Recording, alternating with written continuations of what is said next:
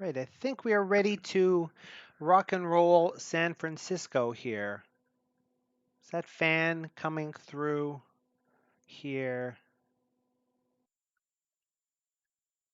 Doesn't seem like it. The meter was bopping for a second.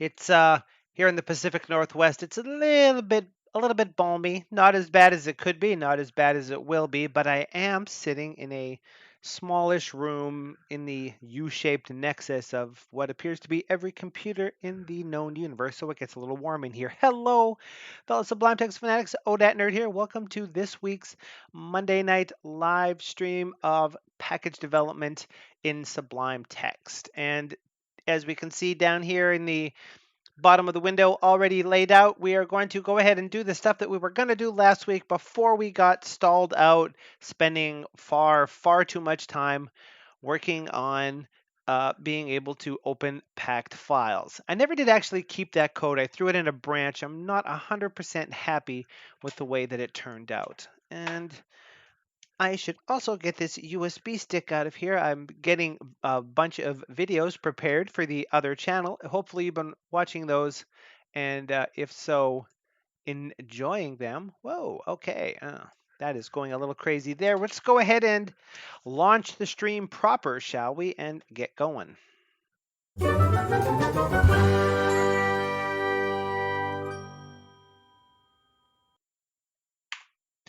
I remain cautiously amused that that key press causes Chrome to display the console, even if it doesn't seem to have the focus in a weird way. In any case, hello, fellow Sublime Text Fanatics. OdatNurd here. Can't remember if I already did that part. I normally do it after this. At least that's what I've been trying to do in the videos I've been recording. And as I said previously, there's some items here that we are going to work on. I don't think this will take 2 hours, but I didn't think the other thing would take 2 hours either. So we definitely want to do the first three of these, see if we can get them going, and then maybe revisit the other stuff that we were working on, or maybe revisit the other two items here for HyperHelp Author, which I've been putting off for a couple of weeks. I actually had a couple of other ideas for things to do that's sort of triggered based on the videos I've been creating, which are on build systems. But again, to reiterate, what we actually wanted to do here with these sets of changes is to replicate the idea that when you install a package with package control, and when package control updates that package, it has the capacity to display messages to the user. And in particular, maybe I could even, while I'm talking about this, go ahead and do this and say override audit, because I think I probably have shown this in the past, but there can be a message to show to people when your package is first installed, and there can be version numbered files. Now, technically speaking, this is controlled by this messages.json file here. And as package control is installing and updating, it displays one or more of these files. On first install, you see the install file, and then on upgrades, you see one of these files, or maybe more than one if there's, if the version skipped from 1.0.1 for you to 2, you would see all of these rolled up in one. Package control doesn't have a way to turn this particular feature off, but that seems to annoy some people, possibly because there are some packages, and I count GitGutter among them, that update a lot, possibly an obnoxious amount. I mean, that's just me. It seems like they push a release and then they realize there's a bug and then they push another release and they always have the message there, which I like. If a package is going to update itself, I personally like to know when that's happening. Here in HyperHelp, in the core, as we know, this is being packaged as a dependency. Dependencies aren't packages, so Sublime Text won't display anything to tell you they're installed, other than the dialog that you get when it says, I have installed one or more dependencies, restart Sublime Text, which is not helpful to anybody. And we have to bootstrap out of our own content the appropriate package file to be able to actually have the hyperhelp package. And again, that is totally because we're future proofing ourselves for a time when package control doesn't install dependencies in the packages folder, which is what it does currently, because there is a folder outside of the packages folder where it will be found. And also having to do with things like if Sublime doesn't itself load a Python file, it doesn't think it's a plugin. And because of the layout of the in the directory structure of a dependency, you end up with a situation where if your dependency has commands, Sublime doesn't see them, but it will see other resources. So we get around all of that by grabbing a certain set of content out of our package, which is, whoa, my mouse wheel is going crazy, which is in our particular case here, not in HyperHelp author, but in HyperHelp core under all, under HyperHelp core, under HyperHelp. All of this content is what is packaged into a HyperHelp file. And as we can see inside of here is a changelog. So what we'd like to do is basically threefold. We want to implement functionality similar to what package control already does. Now, I haven't decided yet if this should be displayed right when the package is installed or if there should be another file for that. That part's easy for us to pull off if we can get this part working. But when updates happen, the updates happen to the dependency and then we are popped into play here. So we would really like to be able to be told, in fact, that one of these this file has changed so we can see when the new items are appearing in here. So that is a threefold operation. First, because this file already exists in the package, let's create a command that knows how to display it.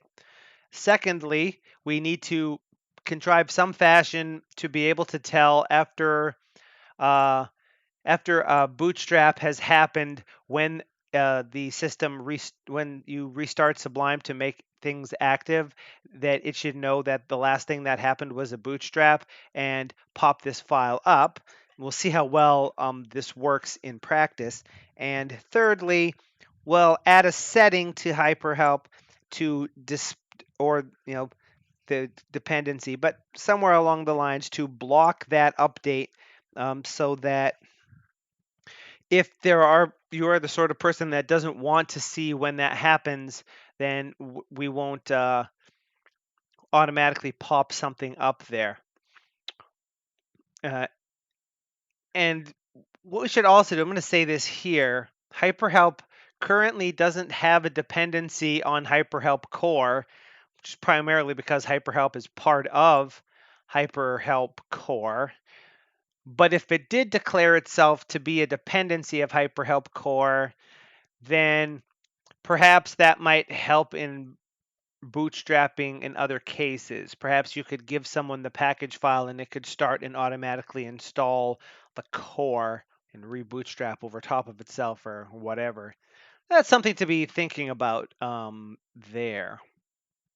In any case, we might also require some functionality which every now and then tries to see if there's a new version of the dependency. That is neither here nor there. So the first thing we want to do is include a command to display the changelog, which should display in the menu as well as in the command palette. So we would want something up in here under help, hyperhelp, help on help browse, blah, blah, blah. There might be a view changelog in here somewhere, maybe underneath about hyperhelp. That's one place we'd want it. We'd want to have it in the command palette as well. Once we do that, then we can work on the rest of this operation. Now, the thought occurs here that if I said view package file and said hyperhelp changelog, we get hyperhelp core, all hyperhelp core, hyperhelp changelog. It only appears here. It doesn't appear in the bootstrapped package because this isn't actually being done yet. So I'm going to say, I can't remember. Oh, here we go. HyperHelp dev mode force bootstrap. This is a little something I implemented. I can't remember if we did this on stream or not, or if I talked about it. But essentially, as a developer, I have a hidden setting that you can set, and when that is set, this command is activated, and it provides developer tools that the standard user won't have. And one of them is doing this to force the bootstrap of HyperHelp to happen. So we can see here, this is saying this will execute a bootstrap and replace the existing HyperHelp system package with a newly generated one. Yes, do that. And now HyperHelp has been updated. In order to complete the update, restart Sublime Text. We can actually even see the same stuff happening in here. Now, that is totally something that makes it easy to test, because the other way to do that is to fiddle faddle the version around and things like that. So that seemed like a bummer. So I'm going to quit Sublime and restart it and wait for plugins to reload. Now, if I do that same thing again, view package file and say, whoops, HyperHelp changelog. Now there's two of them. This is the one that's in the dependency, which is being picked up as a thing. And this is the one from the actual package. And if I pick it, it totally opens. So that's sort of what we want to have happen there. I believe we want the open file command. So if I said window run command open file, and the file was in the packages folder, hyper help, it's all uppercase, isn't it? Changelog.md, like so.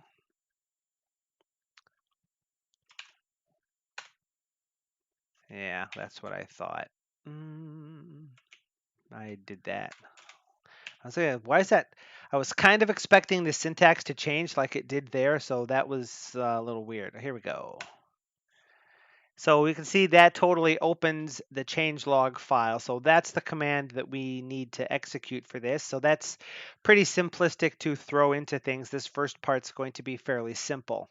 Now remember, this is from the package itself, so it's automatically read-only in a way that we're not allowed to edit it. That also has the side effects of, if I quit Sublime and restart it, that file is gone now, because as much as Sublime wants to restore the state of the buffer from last time, if there's a buffer that's not dirty and the source file is gone, then it closes the tab. And this source file technically isn't there because it's part of the Sublime package file, so it automatically closes the thing, which is, needless to say, mildly irritating. So the first thing we said we wanted to do was modify the main menu. Let's go ahead and zoom that in. And we will, let's say, put this under here. And we might say caption is view changelog. And the command is open file, and the args. Now, we're not getting any syntax highlighting here because this is a Sublime-ignored file, which, if you'll recall from way back when we worked on bootstrapping this package, is an extension that's here specifically to stop Sublime from noticing that this resource exists while it's inside of the dependency, if the dependency is installed in the packages folder, which of course for right now is the only way that package control will actually install them. Otherwise, the menu is always there and will appear it will appear twice when HyperHelp is actually installed, and that's all irritating. And the args, the file we want to execute or open is in the packages folder /hyperhelp/changelog.md. And we're going to save that. Now, in order to see it here, because this is in the dependency, remember, we have to do the force bootstrap option, so that this version of the file will be pushed out into the packaged version of the file. Now, in this case, we don't have to restart Sublime because I know what I'm doing, especially if this command opens the file, which it totally does. So hooray for that. And we're going to copy that, close that file, and we also need the hyperhelp commands file here. And here, let's go ahead and paste that in and do this. So we can say view hyperhelp changelog, let's say. No, I think I like it better this way. And the command is that, and the thing is that, add a comma, save. Now, if I did hyperhelp, of all the options we see in here, we see the dev mode force bootstrap. We don't see show readme here. Hyperhelp readme. Sorry, it's a changelog. As a matter of fact, if we just search directly for changelog, there's the one that opens this. In that case, maybe we do want to say hyperhelp changelog here, because that mimics this. The same way that about triggers the about for Sublime Text and about hyperhelp is the about for the hyperhelp package. If we said the changelog opens that and hyperhelp changelog opens the other one. So we can go ahead and do that same force bootstrap one more time. And now when we say changelog, that did not work, huh? Did I? Oh, I busted the file. Oh, I see. Yeah, I pasted that in and it overwrote, or I didn't join it properly. We're doing it that way. Okay. Force another bootstrap. And still no? Oh, it's down there. Crap. Maybe that's what's making it mad. Can't believe I didn't notice that. 12th time's the charm. We'll do that. And hyperhelp changelog. And away we go. So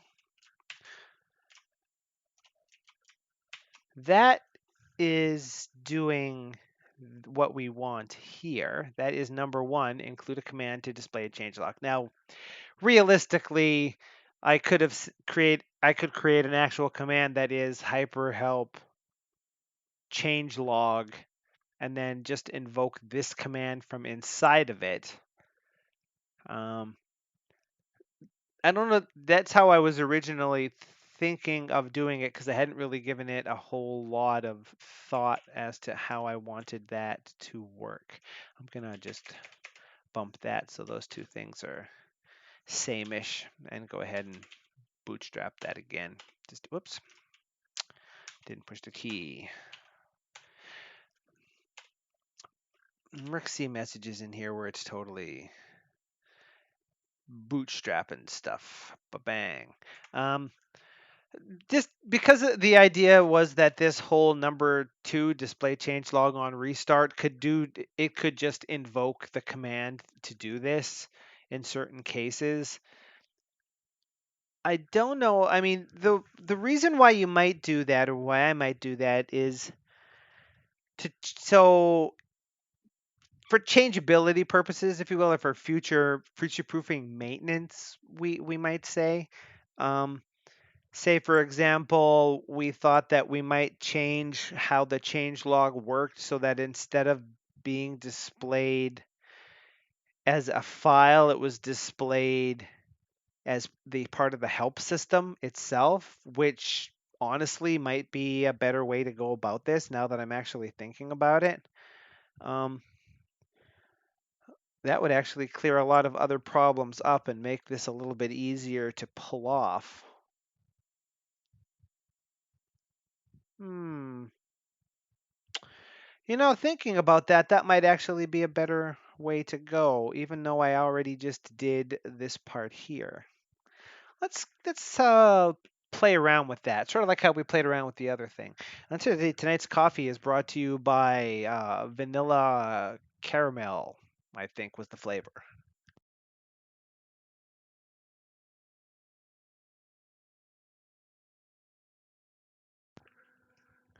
And let's just double check here.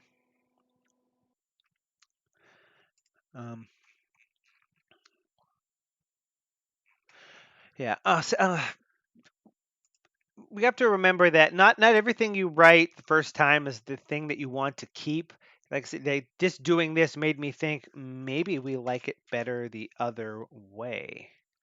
So if that was the case, then let's close that up because we're going to play with this a little bit more. We might actually want a new file in here named Changelog in the hyperhelp help that has the contents of that other file. It seems like it's probably a really great way to go. And this allows us to test something else too. I'm going to browse available help for hyperhelp system documentation, help on help, and then do it this way. We can choose tools, hyperhelp author, add help file to package, and name the file changelog.txt. If I try to save this, will it work? Yes, because that package is already there. That is perfect, as they say. Changelog. Hyperhelp changelog. Save that. Now we need that command that we already have, like so. And let's grab this stuff, like so. And it sort of automatically, whoops, does this for us. Now we can copy that and say find all the instances of this and replace it with that. Let's go ahead and zoom this in for just a second. All the text that starts like this, sorry, well, I guess probably the other panel would be that one, and that one. To bang those out like so. Inline is not how you spell that, huh? Okay, now if we're actually going to do this way, we can actually reflow these items a little better than what we're currently using here. That does not always do what we want. I really don't like hitting 80. I really like that little bit of a buffer there when it's going to have to be in multiple lines anyway. And we'll go ahead and do that. Whoops, what did I do? There we go.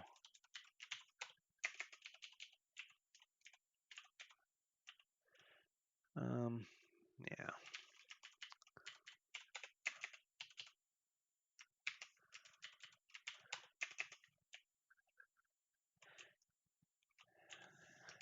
Notice we automatically get some of the nice syntax highlighting here. Maybe we'll change that to un-ignored. Or yeah, we'll do that. Does that make it happy? Well, yeah. If it's going to be unhappy either way, then I choose my fake word. I choose my fake word over your real word, like so. And we also need to edit the index for this because we need a new help file. Oh, and we need to fix some stuff up there too. We might even jump over to hyperhelp author to set up something else that I was thinking of as a thing here. So like that, and we might say help file is change log, and the file is hyperhelp changelog. Is that how I spelled it? It's not, is it? Oh yeah, I like it that way. but spelled correctly, and this should have one more of those. So if that was the case, and I do this, then I should be able to view the changelog here, and we can skip to versions. Now we're going to see there are some, maybe that part doesn't necessarily need to be there because there's already a header. Okay, so that makes sense as well. Now, if that was the case, then does that, actually that kind of looks better, doesn't it? Having that be a second level header. Um, I like that. I do. It also, excuse me, tells you the last time the file was updated, which is nice. Now, here's some stuff that I had originally thought of while I've been working on a series of videos on build systems, the basics of build systems, taking it up through more complex things like variants, platform specifics, and custom targets. And as a part of that, I had a thought. And the thought was that if I looked at minimizing that, and you know what, let's temporarily close that, and then say, we'll leave that file alone for the moment, and that one. Let's close, say, most of these because we don't really know what all they're doing. And we said main menu in HyperHelp Author, which is this one. The find problems in help command is HyperHelp Author lint. Thusly. So if I said tools developer, tools build system, I always want to look there for new everythings, but new build systems are here. And the target here was that with a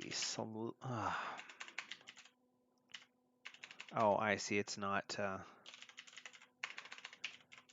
until it's saved the text.hyperhelp.index.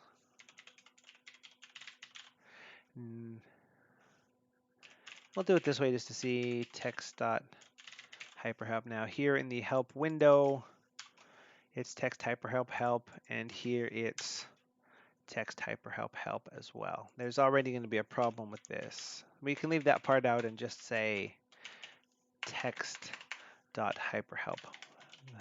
Thus, and we want to put this in the hyperhelp author package under resources, create a new directory called builds and save it as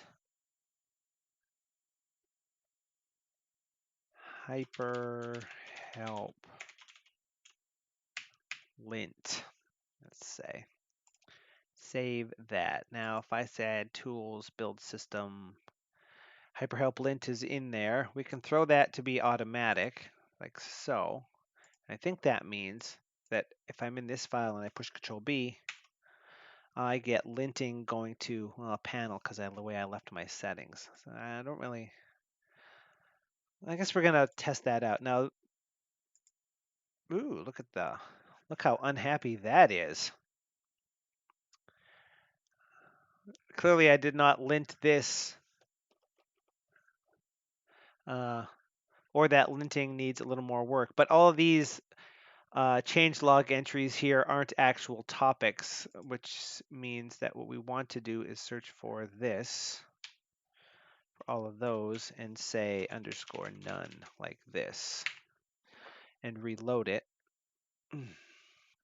And now, if we're in the index and we build, we only have those errors and not these errors. And just as a test, if I was in the changelog file, linting changelog.txt, but we're also going to have, I think, this problem that does this. I would imagine that that happened specifically because of here. So if I did this, we see in the console, it's displaying some messages, but that's okay. Let's go ahead and clear that console. And if I did it in a text file, when I hit this, we're not seeing anything, but in this one, it is getting mad because when you call get linters for a target, get linters tries to get information that doesn't exist because this isn't actually a file. It looks like one because of its syntax, but it doesn't have a file name associated with it, which I think should mean that the build command itself should disable itself, or in this case, the lint command. So if we looked at, that's the only hyperhelp linter.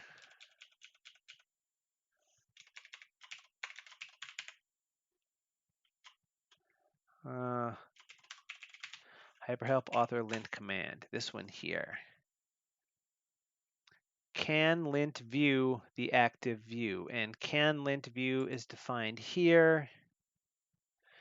View is not none, and file name is not none, and file name starts with that and that. So I would have thought that this should, in fact, not work. I guess the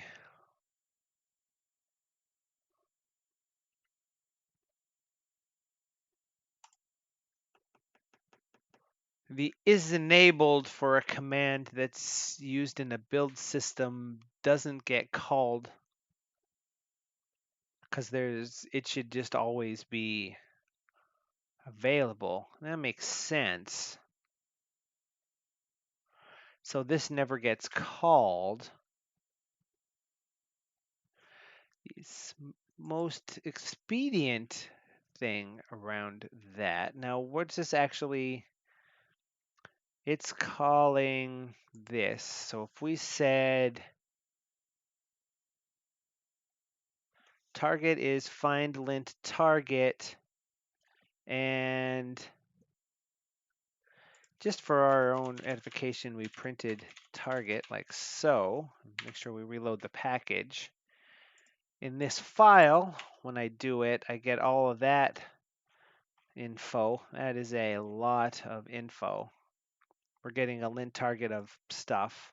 So let's go ahead and clear the console here. And if I did it inside this window, when I hit it, I get none. So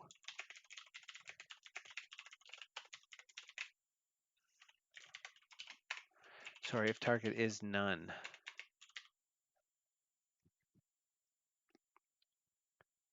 The other way to do that is to say linters equals get linters target if target is not none, else an empty list, and then this would just try to run no lint. But that seems, I don't know, is that better or worse than this? I mean, now if I'm in this file, when I run the build, it still seems to be unhappy. Oh, is that happening? Oh, maybe if I push the key. Now it doesn't lint there, although it does sort of seem like it should be able to. And here, it is still linting. It's linting in that panel right there. And linting in that panel right there. Yeah, that's why I had that down there. That would be the case. And here, it's also still doing that. So that does do the thing. Let's try it this other way just to see. Get linters if target is not none, else an empty list. Okay, so now in the index, the lint happens in the file. The lint happens in the help buffer. I'm not sure if that actually did anything or not. So let's clear the console here. Let's close this tab. And if I do it here, ostensibly nothing happens because I'm surprised it's not exploding, to be perfectly honest, because target.files should be none in this case, shouldn't it? Oh, that's because I didn't reload. That's why it's actually working, because it's broken in another way now. Um, so yeah, there's no clever way to pull that off. So we probably want that to be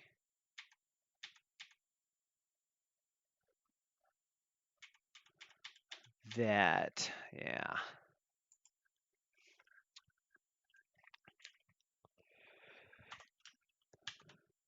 If target is none, return. Okay. Add a little comment.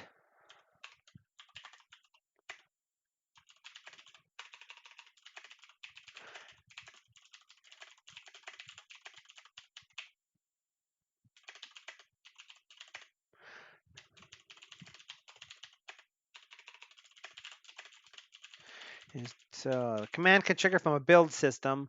Don't execute if the build is triggered from the help view, is enabled, is not invoked for build targets. And that one we can reflow. So that is sort of like a nicer way to get our linting done as well. And I like that as an option. So we'll just maybe jump over here to Hyperhelp Author. Is that where we already were? Oh, okay. And add that. And add that one as well.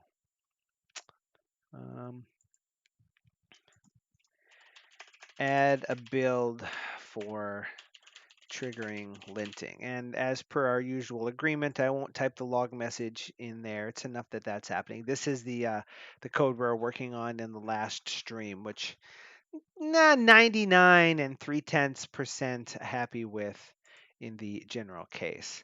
Not 100%, mind you. And just checking the Discord here. There's some chat happening in the Discord.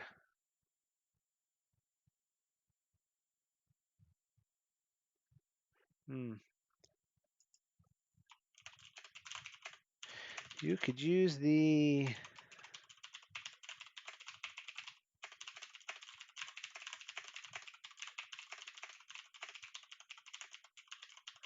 Someone wants to know if there's a way to automatically fill in numbers by increment, i.e. I select 40 lines and start typing on each one 1, 2, dot, and I want the 3 numbers to go from 1 to 40. You could use the arithmetic command to get something like that, assuming the lines already existed. Let's show how we would do something like that. If I said lorem, well, don't do it that way, bro. I selected all the, select all the lines, split the lines into selection,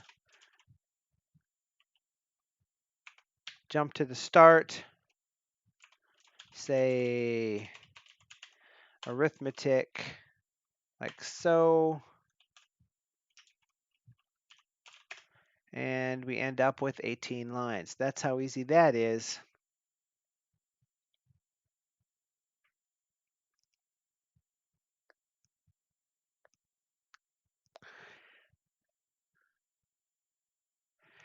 X Thomas is asking a question.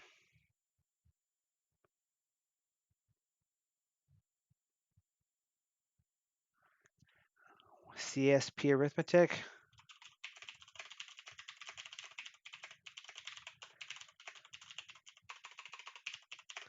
Select all of the lines. Split the lines into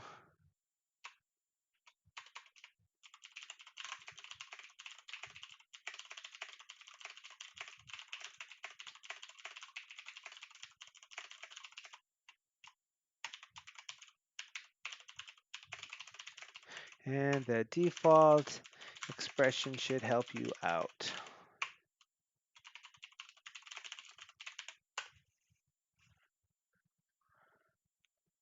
Control-Shift-P.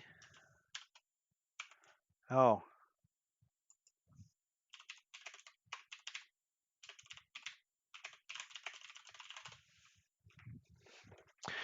Never heard of anybody refer to it that way, but whatevs. That is the sort of thing that I do all the time. We're doing it here in a live stream, but often someone will have a question. I'll go ahead and pop on in. Now he's asking continuing questions, but we'll continue on with what we were going to do over here. We're doing this changelog thing for HyperHelp. We probably want to do something like that for HyperHelp Author and Snappy as well, but those ones can use the package control method. They don't need to do funky stuff like this. So now with this in play, if we wanted to, and I'm just gonna scroll this help all the way back, so that's just sitting there like that.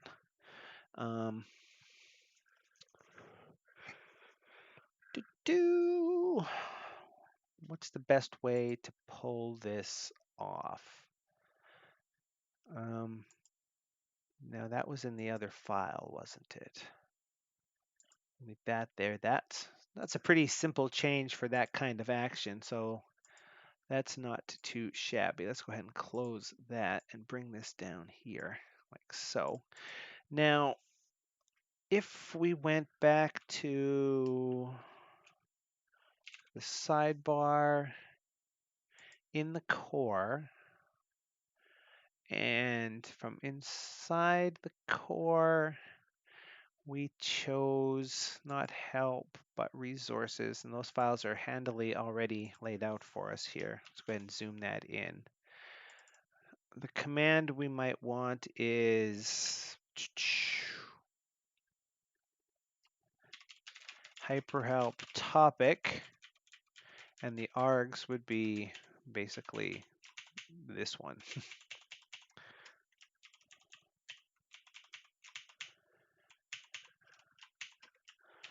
Only instead of help on help, it would be changelog.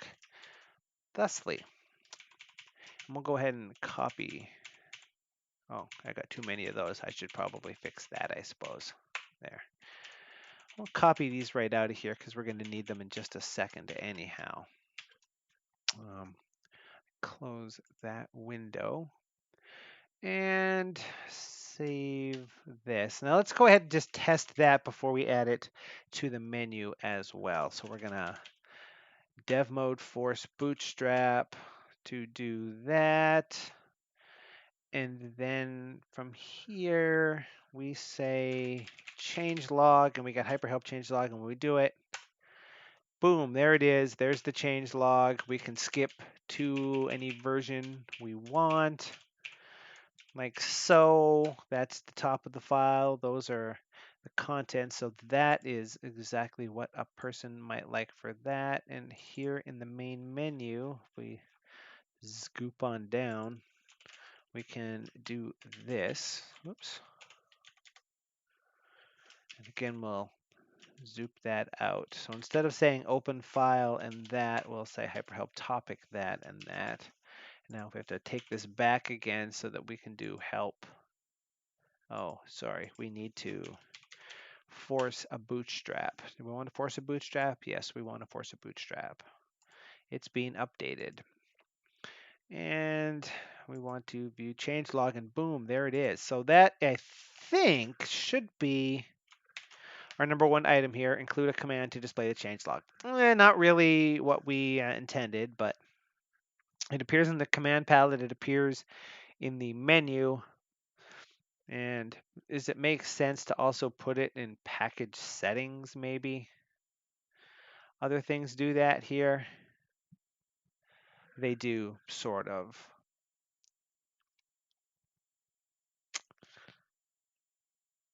Like that one. So maybe that might be something we want to do here for that as well. All the places you could find this sort of thing. Actually, perhaps the documentation and the help on help could also appear in here as well. So what we could actually do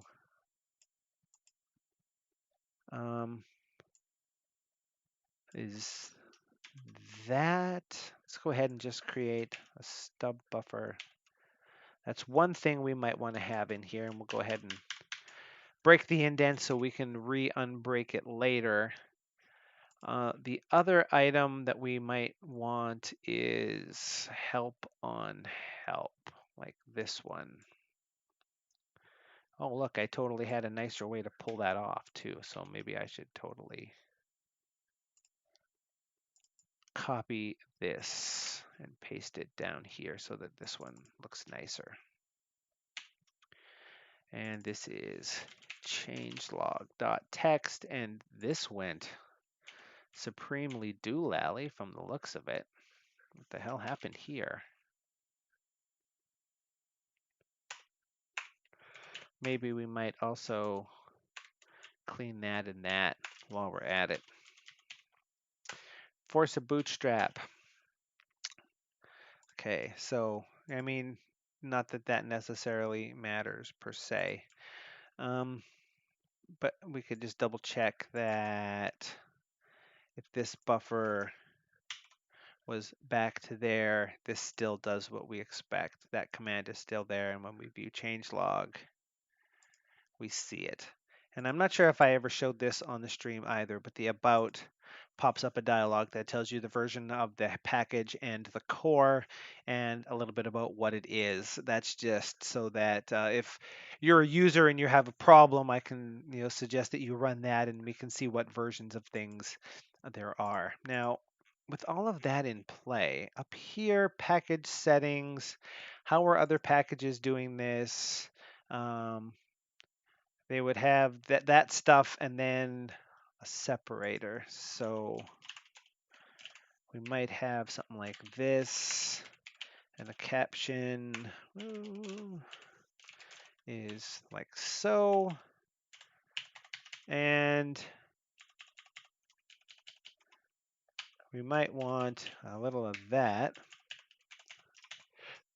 Package that. Oh, sorry, the caption. Oh, what did I do? That one needs a caption, doesn't it? Oh, right. I get you. Oops. I wanted a little bit of this in there. Oh, that went doolally. First this one, then that one, like so. And we'll paste that in and just go ahead and scoot it over. And that needs to have one of those. So now, not help on help, but documentation displays help on help, and view changelog displays that. And again, we want this to look slightly nicer-ish. And when we force a bootstrap of the package, you can see now, if we go into preferences, package settings, hyper help, there's a documentation that jumps you to help on help, and there's a preferences, package settings, hyper help, view changelog that displays that information there. I'm going to leave the about out because I kind of like that more. Just up in here instead of down in there. But that seems like it's pretty good. Pretty good. So let's go ahead and switch to the core. And let's see what we have here for changes. Oh, there's also some untracked stuff here too, isn't there? So let's track those first. Or should there not be? In the those aren't in the oh ha ha ha. Nanny frou. Those changed files don't exist in the package. They exist in the. This is a perfect opportunity to double check that this works. Hyperhelp has a couple of overrides. One is the index file, and this one is a file that exists in the package but doesn't exist in the other one, then we need to fix that. So we'll just come down here to do it this way. Hyper help and cd into help, and I can cp both of these to home, local source, hyper help core, all hyper help core, hyper help, help, because there's not enough path to make these things all complicated, like so. And we see automatically that popped over there, and now we're having stuff that we expect to see here. So let's do this. There's the actual changelog file itself, and there's the index. That shouldn't be untracked, should it?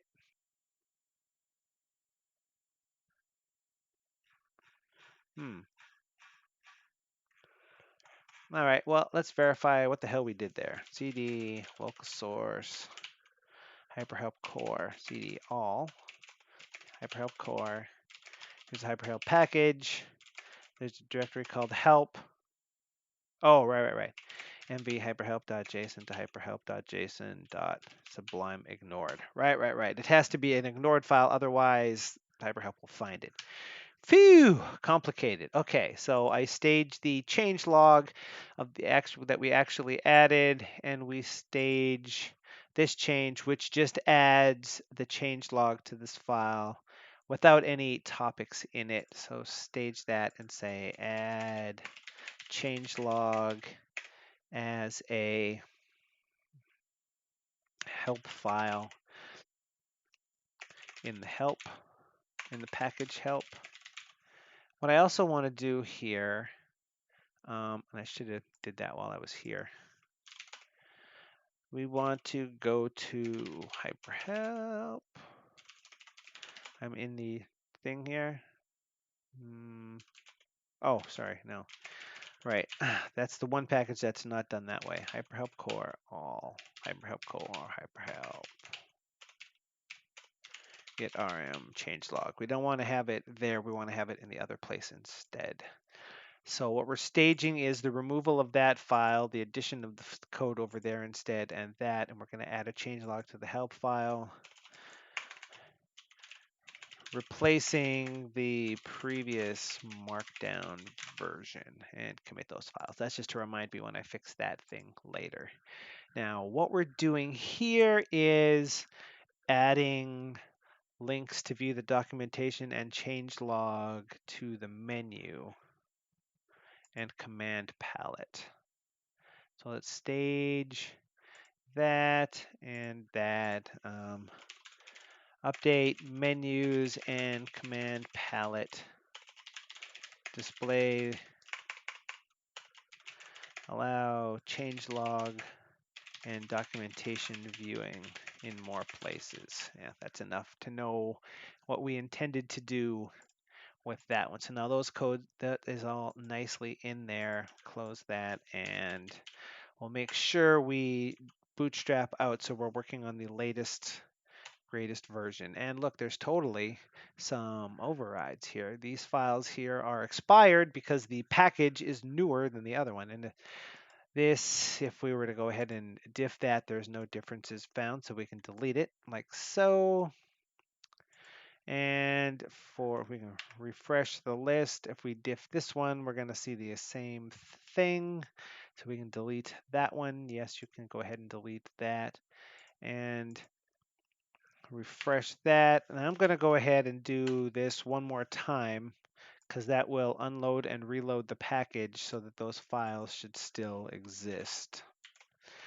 Just in case, because sometimes when you delete a resource, that is an override. Sublime forgets that it existed there. Close without saving. This is the version of the file that we were editing. We can get rid of that as well. That one's done. So now we have finished that. Include a command to display the changelog. And that took only 55 minutes. So, who knew?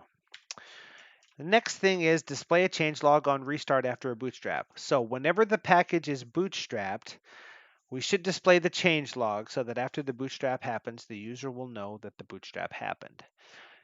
And I mean, what the what's happening there is this. Now, you wouldn't force it, of course, but you might start Sublime and package control automatically looks for updated packages and installs them.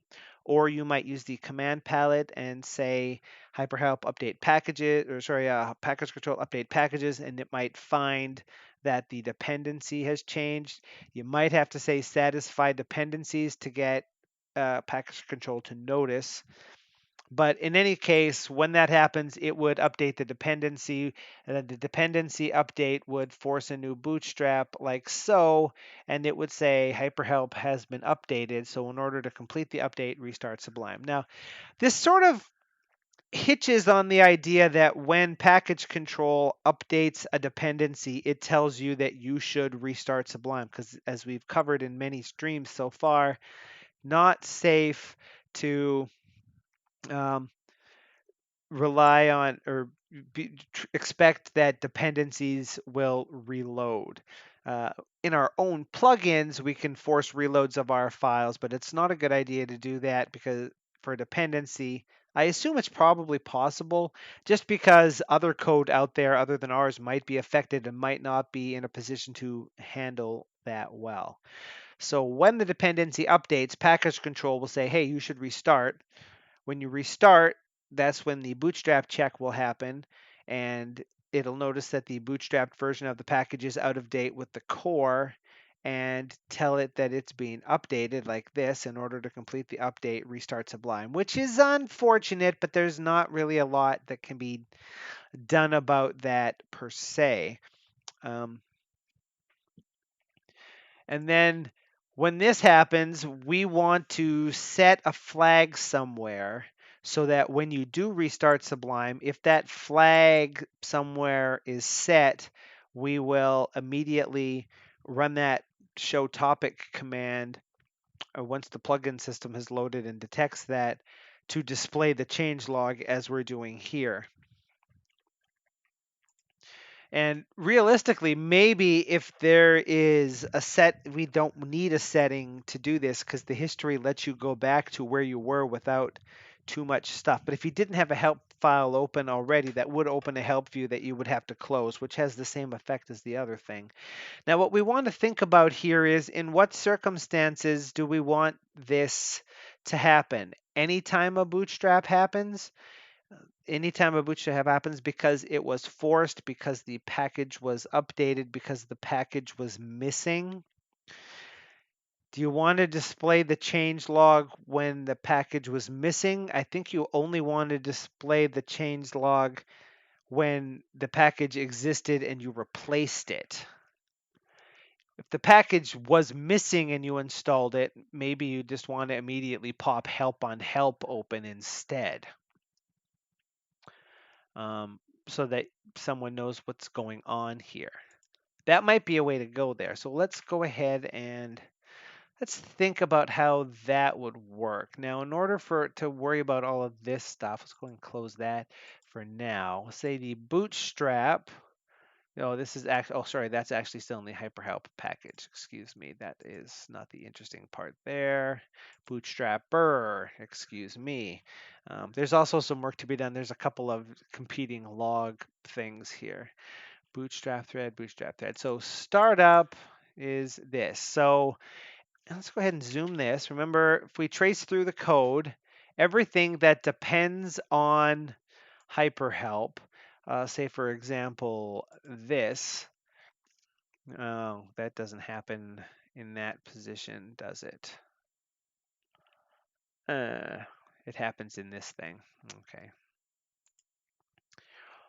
We need to import from hyperhelp, sort of import hyperhelp core, and then we need to say hyperhelp core dot initialize. Everything that actively requires hyperhelp to be installed has to have those two lines, and this line has to happen in plugin loaded. So if you didn't already have a plugin loaded, it's 3 lines instead of 2. The idea behind the design of hyperhelp is if you wanted to provide help but not active help, you could leave the help files and the index in your package, not depend on hyperhelp core, and then your package will just appear if someone installs the package otherwise. And you can also you can decide as the package author if you want to actively or passively support the system. You maybe want to actively support the help if you want to do stuff like we're doing right now, which is display help topics in particular instances. Um, so that's what this stuff how the bootstrappy type stuff happens, and that was again happening in startup here, where initialize is called, and if this had already been called once, then don't do anything again because it's already been called once. So only the first package, have however many n packages are using hyperhelp, only the first one to load will trigger this check, and all the other ones just silently quit. So that's why we say if it has this attribute, leave, otherwise we add the attribute. We get the settings, we get the list of ignored packages. This is the testing. If hyperhelp is in the list of ignored packages, then unless you have specifically set the setting saying you meant to ignore it, it is going to tell you you did something wrong. And oh, that is unfortunate. That's not spelled correctly. Since we're going to be in the area, we'll go ahead and do that. So if the bootstrap package is overridden, that is if there is a folder in the packages folder named this, then we also complain about that unless there's a setting that says we're not supposed to complain or do anything. Now, in both of these cases, you'll see the bootstrap doesn't follow on. In this case, if the package is disabled or in the list of ignored packages, don't bootstrap it. What's the point? It's ignored, right? And in this one, if the package is in the packages folder, we also don't bootstrap it because there isn't any point in that happening because the overrides will override the package anyway. And then we say if should bootstrap thread start. And should bootstrap is up earlier in here where we say if there's a setting that says we should force a bootstrap, then it just automatically happens. And otherwise, we get the version from the bootstrap package, compare it to our version, and if they're not the same, we say we're upgrading. Otherwise, we say it's missing and we add it. And like so. So we should bootstrap if the setting for force bootstrap is true, and we should bootstrap if the versions aren't the same. And we should, if the package is missing, that is where it falls through here. This is the one where the package does exist and we get the version, so it only bootstraps if the versions aren't the same. And the actual bootstrapping itself happens over in the bootstrapper.py. Remember, there's that bootstrap thread start. And what does this thing do? Start calls run. Run disables the package, which is this one here.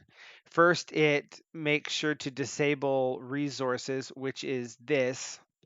So any views that are currently open that are using a syntax that exists in the hyperhelp package, we set their syntax to plain text, but we save the syntax that was already in use as a hidden setting for later.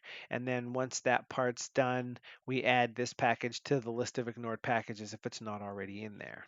Okay, so if you're going to update the package, add it to the list of ignored packages so that Sublime unloads everything and unlocks the file so we can go ahead and do stuff. And as a part of doing that, because the package is going to be unloaded, anything that's using one of the resources, fix it up temporarily to not break. Otherwise, you get that error that says I can't find the syntax. But save what syntax it's using so that it can be brought back for later. Once that part's done, we figure out the resource path, which is the place up here where the package is going to be bootstrapped from, and the name of the package we're going to create. And we check to see if the package existed already or not, and then we create it, and then we can enable it. And enabling is the opposite of the other thing. Enabling the package first unignores it, and then if we're supposed to re-enable resources, it finds all the things where it set the syntax to plain text and sets it back to what you expect it to be. Once that part is all done, if it wasn't successful, we say there was an error. If the package existed, then we say that the help has been updated. And if it didn't exist, then we say it's being installed.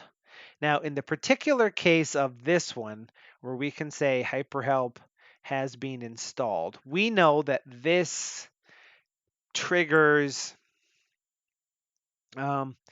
when Sublime starts and plugins have loaded, it checks to see if the system package is there or not. So if it wasn't and it says hyperhelp has been installed, this is the point where we could say sublime.activeWindow.run command, and the command we might run is hyperhelp topic, right? That was the thing we used in the menu, if I were to remember correctly. We'll just go ahead and check it here with these arguments. Nope. And we don't need that part there, but we do want to bring that up there like so. Indent those out. So this would indicate that when the package has been successfully bootstrapped and the help package didn't already exist, then that pop-up says that it's been installed, and then once you close it, it immediately opens help on help so you know how to use the help. So let's test that and see how well that works for us. And to do that, we have to go to, give the focus to this, go to this package. We need to go to down to installed packages and remove hyperhelp.sublime package and restart Sublime. Okay, now this is the error you're trying to avoid, right? Hyperhelp has been installed. Okay, so let's go ahead and maybe make that test a little better. So this view didn't exist, okay, like so. And we quit. We remove hyperhelp like so. We fire this up. I got too many files open here, man. So now I can't tell if that actually did what we expect. Is hyperhelp topic a window command? It's not. I think it's actually an application command. I probably should have did it this way. Okay, let's close this file because that's irritating, and this file because that's irritating, and that file because that's irritating, and this one because I'm not entirely sure why it's even open, to be perfectly honest. Now, if we quit Sublime and remove that package and started it up, hyperhelp has been installed.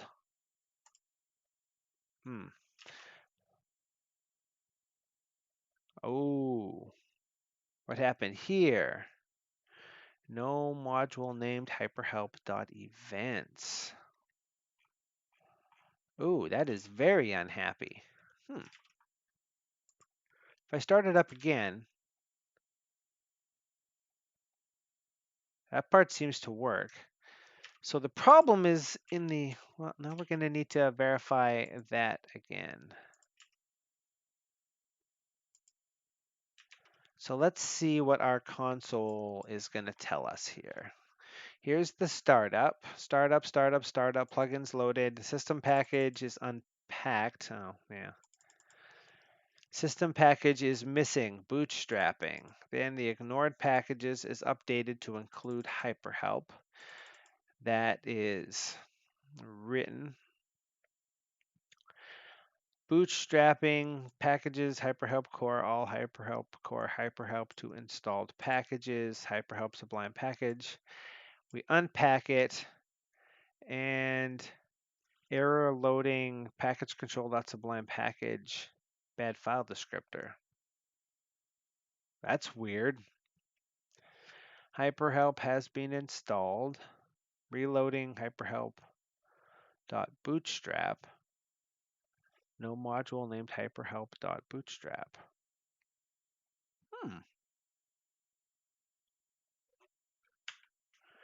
What if this is commented out, which is how it used to work?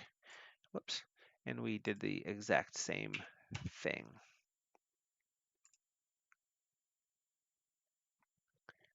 Hyperhelp has been installed. Still unhappy. That is an unfortunate turn of events.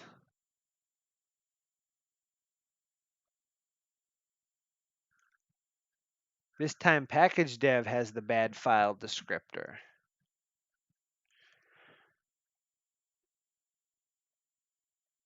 Maybe there needs to be some more delays in there. This is one of those things that I knew might actually be a bit of a problem on Windows in any case, if not here.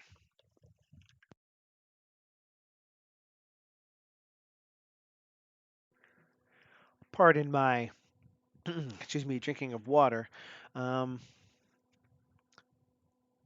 Reloading plugin hyperhelp.bootstrap, and that's a problem because there's no module named hyperhelp.bootstrap, but I'm not surprised there's not, because why would there be? That it hasn't.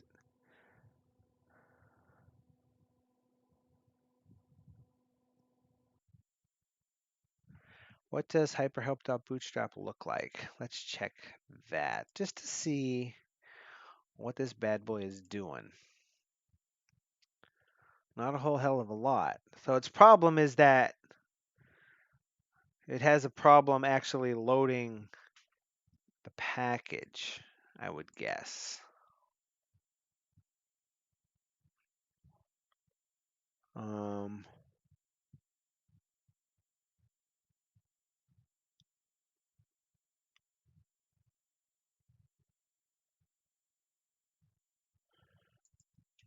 We are in a thread here, so how do we sleep in Python is the $1,000 question. Python sleep. Time.sleep. The method sleep suspends execution for the given number of seconds. The argument may be a floating point number to indicate a more precise sleep time. Import time.sleep. So let's go ahead and just do that here. Import time.sleep. It's in seconds, so let's say 2 seconds. Like so. Now we're going to quit, remove that package, and start. And it has been installed. Still seems to be broken in the same way.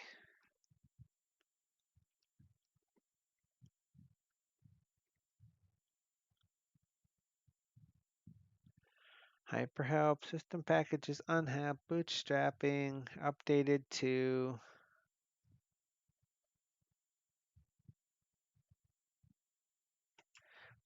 add a little line here.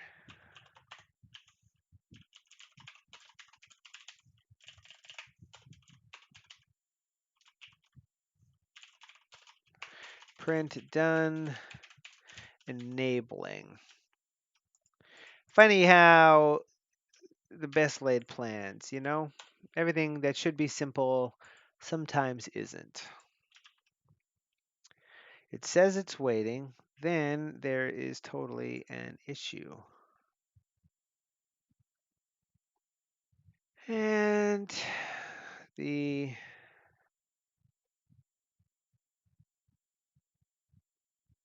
let's see.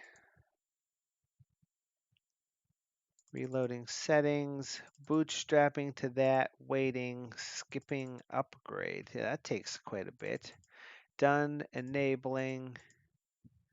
That removed that particular issue there, where it said that it was having an error. Now the error is it's not finding the content of the package in a robust way, if you will.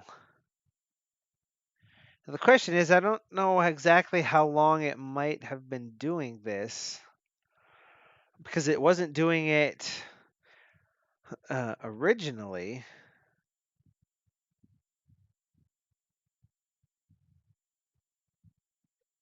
This is happening from Sublime plugin in reload plugin in init in import module in find and reload, find and load unlocked. Yeah, see, I'm not surprised that it can't reload something that wasn't properly loaded to begin with. Um, Now that that's done, when we quit and restart, I mean, obviously things still just work, right? So let's remove that for the time being.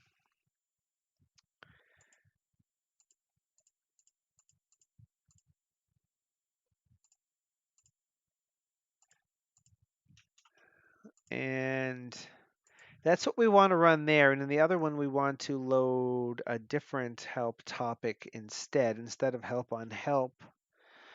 It's that. So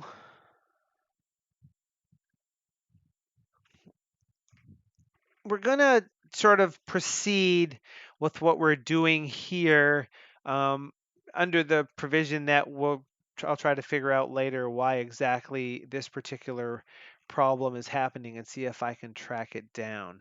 Now, are these all method, right? Okay, so we want enable package, okay, enable, disable, create, run. So say it's about here. Oh, wait, that was 2. Has it been 2 for all of them? Yes, it has. I can't remember. It's supposed to be 1 or 2 in there. I might be doing this the wrong place. Initial topic, self topic, like so. And let's say that here we say, well, we can actually do it here. Self dot initial topic, and the initial topic is help on help dot text because the package didn't already exist. Here the package did exist, so the initial topic we want to display is changelog. Instead, I'm going to cut that out and just paste it there for the time being. Now, that's all fine and good, and this would be generate a temporary file to tell the package to bootstrapped package what, oh, hang on, initial help topic it should display. This file is deleted on, okay. The next time the package loads, let's say. And Sublime dot packages path is the thing we want, right? So we want the name to be os.path.join, and I can't remember if we actually have that done. We do. We want to join sublime.packages path. Oh, no, not that one. And the package user. Let's just do it this way.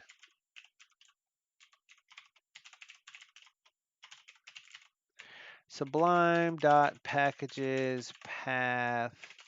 What if we did this? Cache and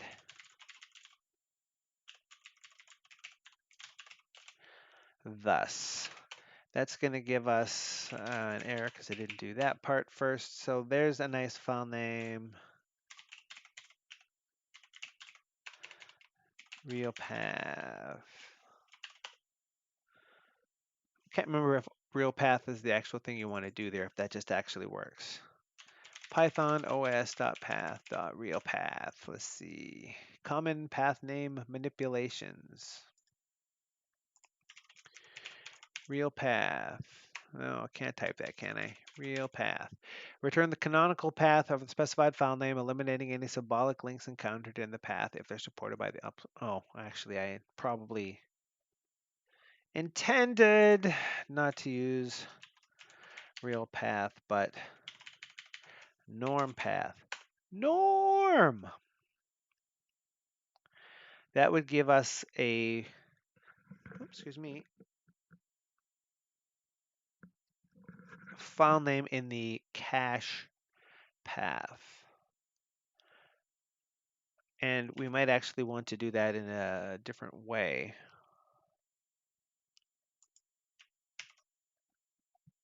In the hyperhelp core, in the core code,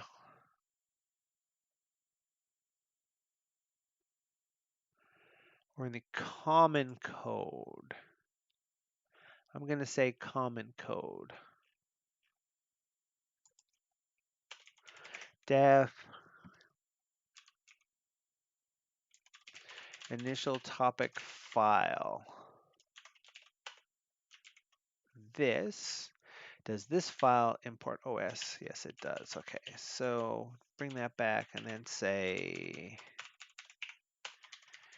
return the path to the special temporary file that tells the package that upon Sublime startup, it should display, whoa, a particular help topic in a particular package. Let's do it that way. This file is intended to exist only temporarily and be deleted once it's read at startup. So the name of the file is going to be, again, we need to find the packages path, we need to go down a directory, we need to go into the cache path, and we want to name this to hyperhelp.initial topic, let's say.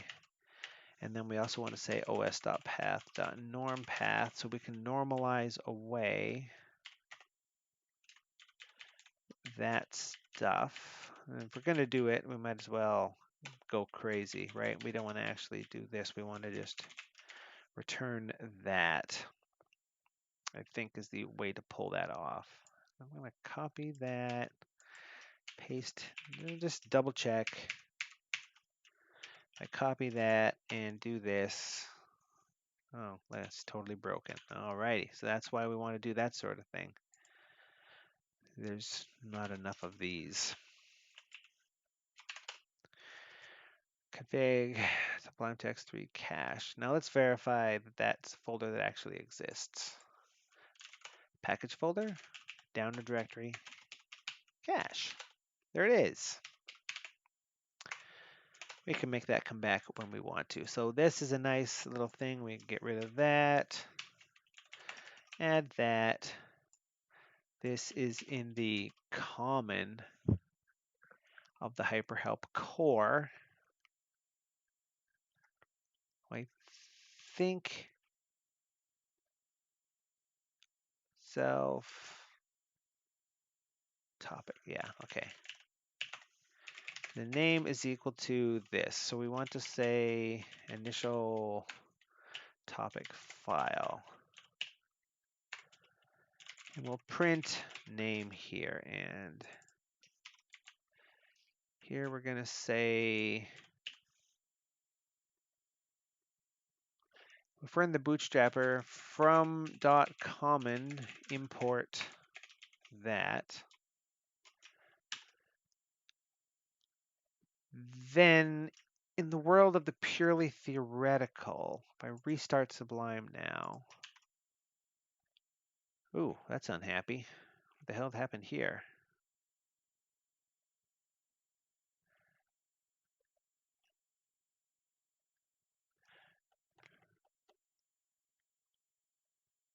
Oh, did I break that real good? Why is this not a...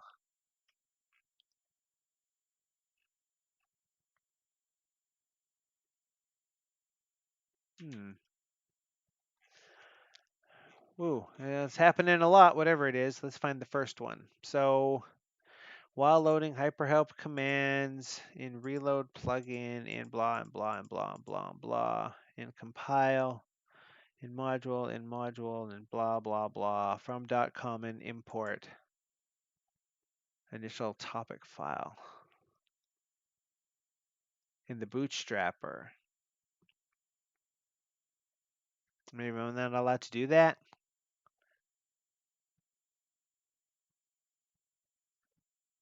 Syntax error expected end of file. Is it this file that's broken? The only thing that changed is that, isn't it? Well, I mean, I guess we remove that.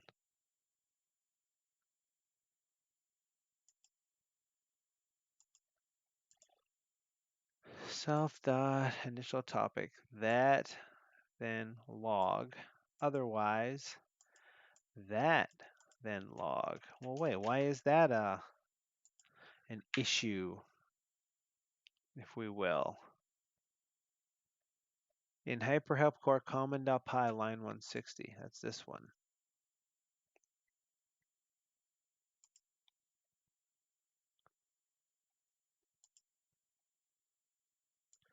There's something about this. This is the only change in this file. So this is obviously something ridiculously stupid. Let's open /test.py.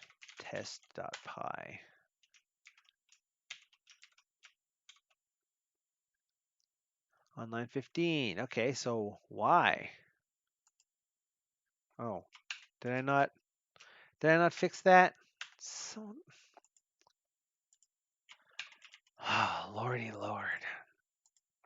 Okay. I thought I fixed that.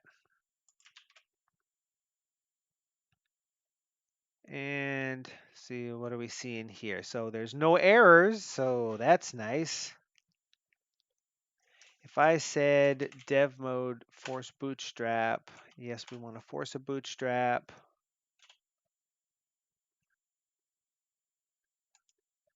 Are we seeing anything exciting happening here? We're seeing this. Home tmartin config Sublime Text 3 cache hyperhelp.initial topic. Okay, so that apparently is doing what we want. And we got to find that thing. So that's the name of the file. Try, sorry, not try catch, it's accept. We're going to do the unthinkable and just do that for the time being with open. I just looked at the thing. The name of the file, write text as file.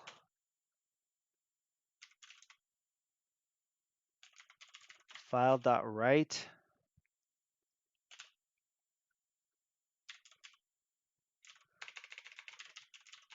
Hyperhelp, comma, %s, %topic. That's a pretty simplistic view of that particular operation. So let's do this. We're going to go to the package directory. We'll go to the cache directory by going down one, going into cache like so. And what do we say we're naming this file? I've already forgotten.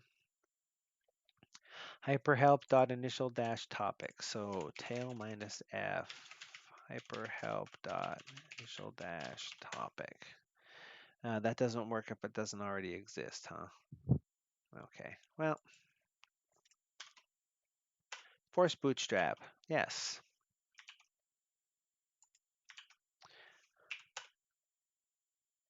Still not there, huh? Did that say anything? Do do do.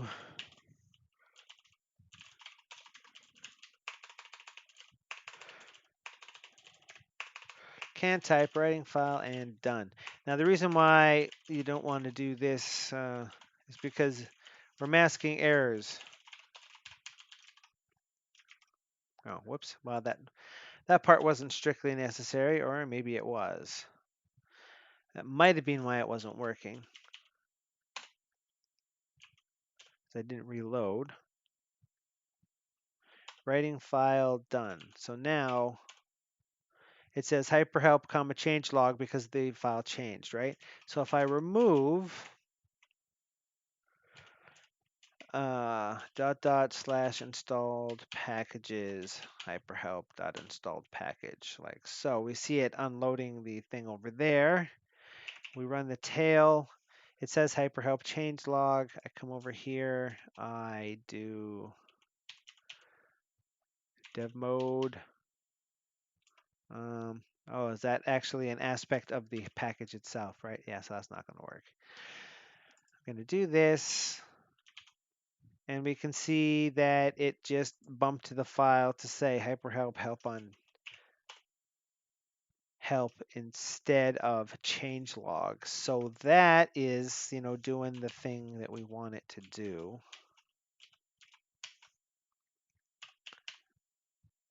And I think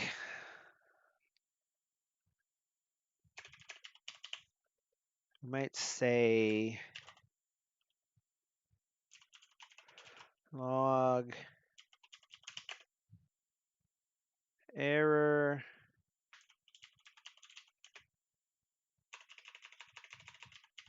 setting up to display initial help topic.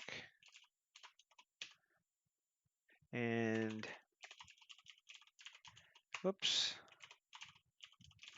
reason, but maybe we actually spell it correctly. And here we say reason equals stir. Thusly, we no longer need a pass here, but we do need that. So the idea is you're going to call this, and it's going to generate this file with a known name in the cache folder, whose job it will be to figure this stuff out. Now, with that in play, I'm going to remove that hyperhelp dot initial help topic here. What's this directory? Oh, right. Okay, so there's that. That's in the dependency. It's going to either write changelog or help on help in there. That's the code from common. And in hyperhelp itself, I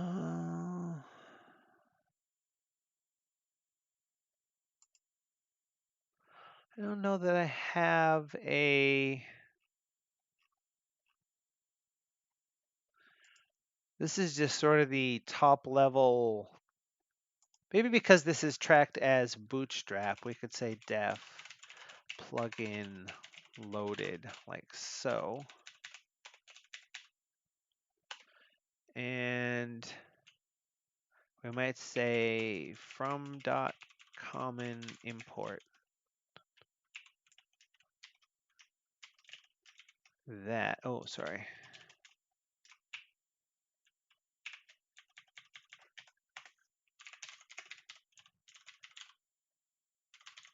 Hyperhelp core, sorry, from hyperhelp core .common import initial topic file. I'm not 100% sure that this is a good way to pull this off. Maybe a little like that. Just because this file will be imported from the dependency, and the dependency is importing this. We'll see what happens. If not, we can always dump it into something else. This code up here could actually also just be in plugin loaded here. Um,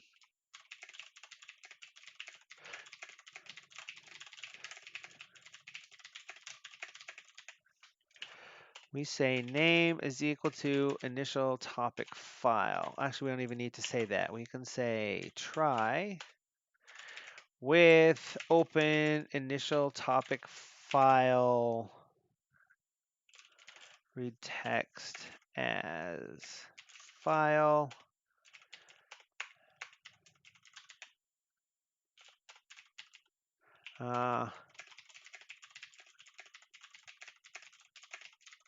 Maybe we should actually test that, huh?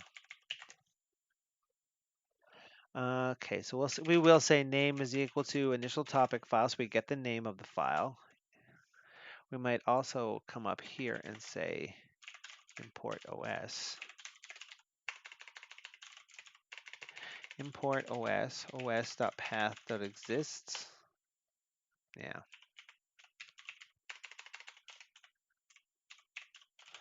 That doesn't exist. That does exist. os.path.exists is the thing that we want here.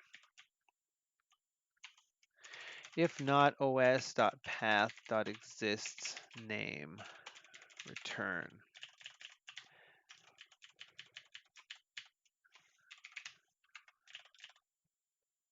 Except as and we might also want to do the same thing we did here. Is there a log in common? Yeah.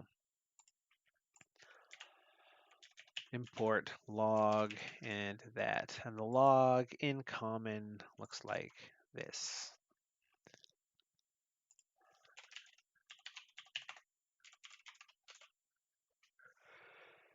And if this is the error message we generated here, then that should be similar to what we're doing here.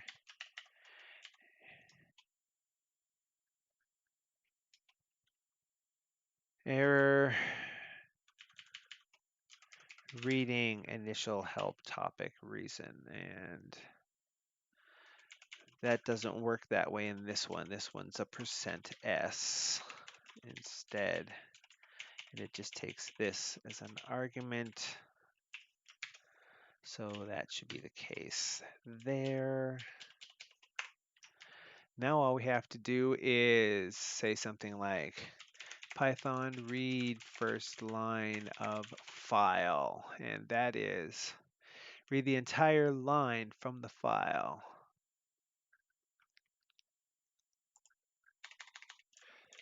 Line equals file dot read line, print line.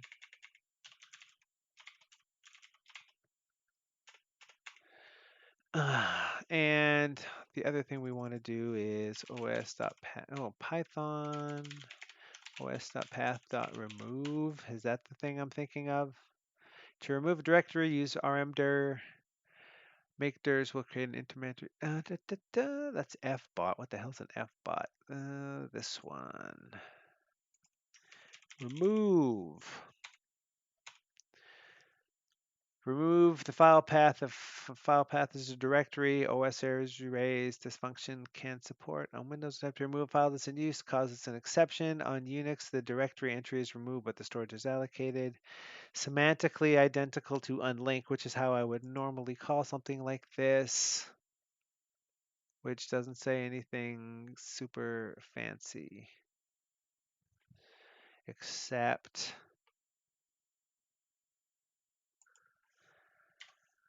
that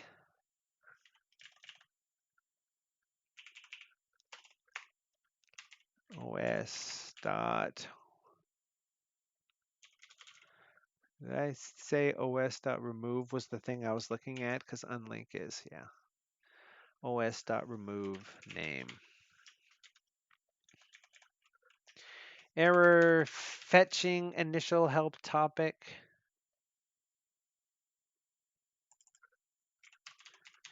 error fetching bootstrap help topic and error saving bootstrap help topic. There we go. Okay, so we get the name of the file. If it doesn't exist, leave. Otherwise, open it, get the current line, print it, then remove the file. Actually,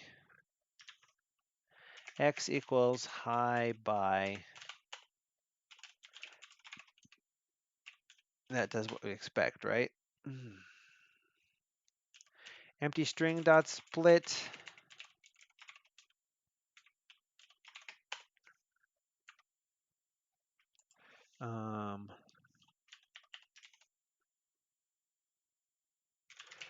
Fields equals file dot readline dot split on a comma.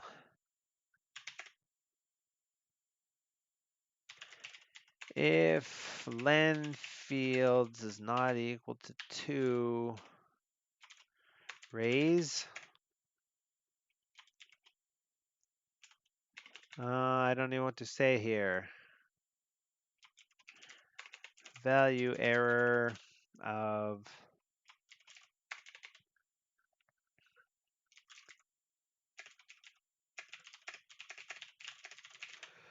this is something that's going to be, cleaned up later. Otherwise, we can go ahead and print fields like so. So let's see what this does. So now we're assuming that when the bootstrapper is invoked, it's going to be called if it bootstrapped the file initially or for other reasons to create that particular file. And then on load, this thing will find, when the package is loaded, the bootstrap thing will find that file and display it. So if we quit and make sure that that file doesn't exist, and we also remove the installed packages hyperhelp package file here. When I do this, we maybe see a message, or maybe I broke something. Oh, yeah, that's totally not valid code. What the hell was I doing? Yeah, what was I? I need to capture the actual error. Did I not? Was I not looking at one? Yeah, I a word out. Bang, like that, and the same thing should happen here. Okay, quit again. Remove that. Oh, it didn't actually happen. Okay, so here we go. Hyperhelp has been installed, and now we're supposed to, in this case, quit, and then when we restart, we see hyperhelp, comma, help on help.txt because this package was just created. So it should display the help on help. And if I dev mode forced a bootstrap and I said yes, then the plugin for bootstrap wasn't just reloaded, although one might have thought that it should have been.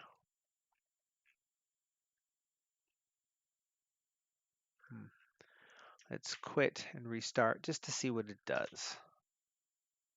So yeah, now it says changelog.txt when Bootstrap's plugin loaded happens. So we do want to do that. And here is the part where we want this. Whoa.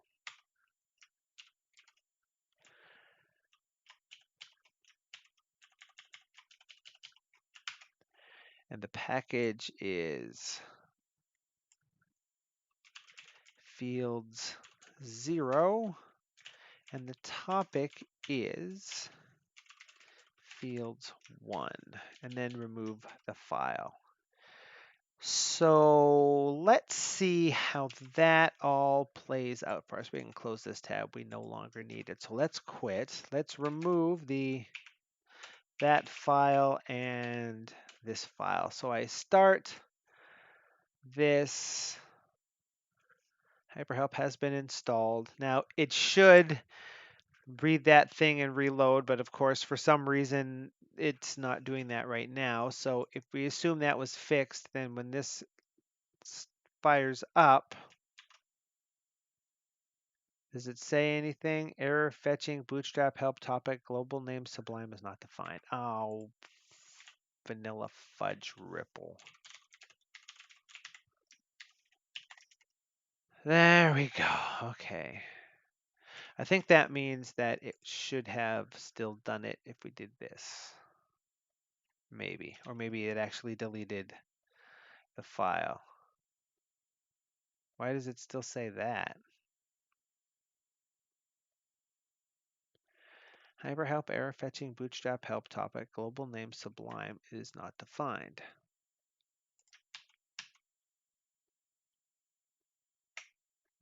I beg to differ.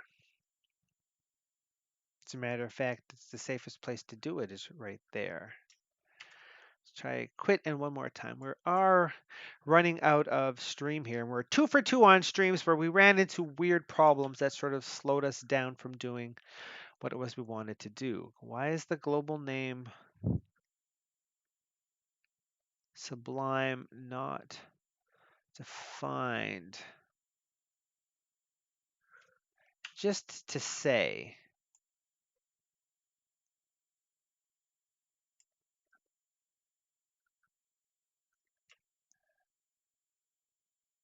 whoops, this should fall back to this level. I mean, that's not going to solve this problem or anything, but that's how that should work. So if we were to comment this out like this, do we still see that error message? Whoops.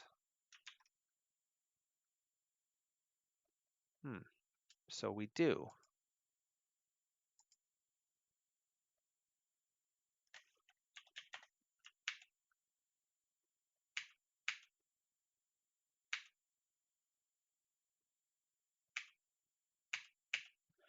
Let us, in the HyperHelp core, what's changed here?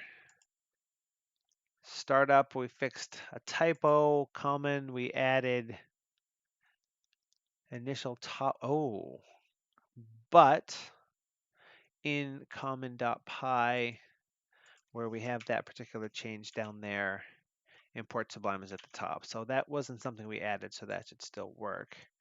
From .common import initial topic file. This doesn't seem to have the text Sublime in it anywhere at all in bootstrapper.py. So if we search for Sublime, I mean, it's there up at the top and it's used. So that shouldn't be a problem for us here. And in this one, import Sublime, import OS from hyperhelpcore.com and import those.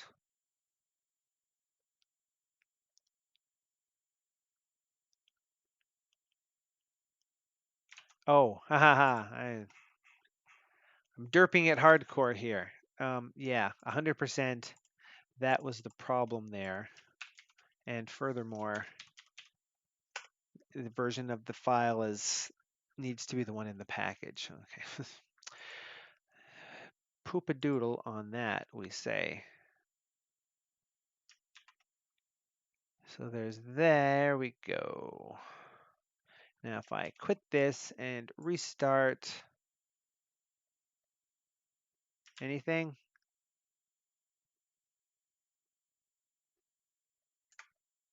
you don't see a whole lot of stuff there.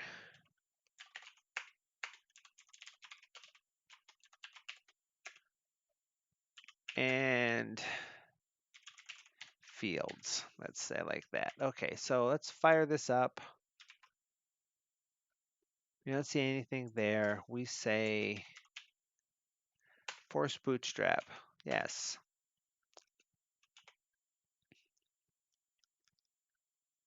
And now if we quit and restart,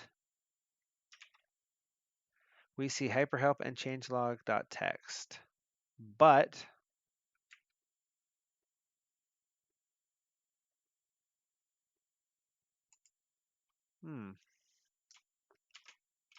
oh, should look like that, shouldn't it?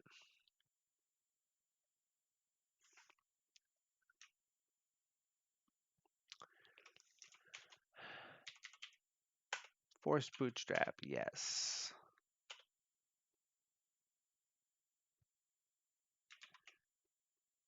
Okay, so we quit, we restart.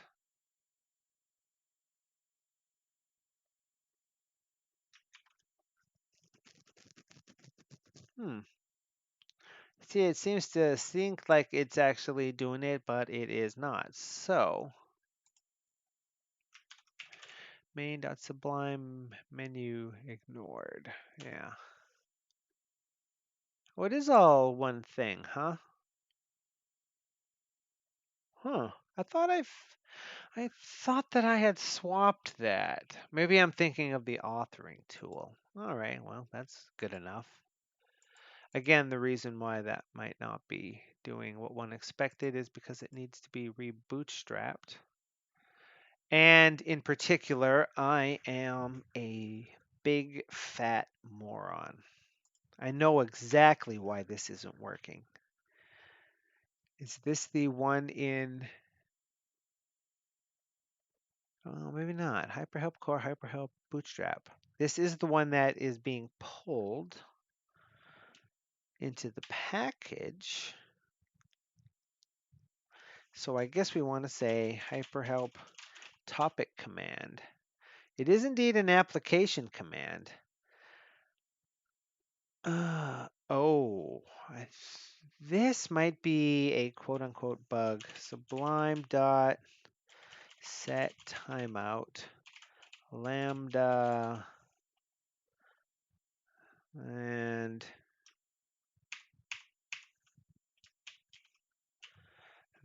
that is that function call for that. Let's just double check this because I think this might be something I've seen before being all weird. Yeah, check that out.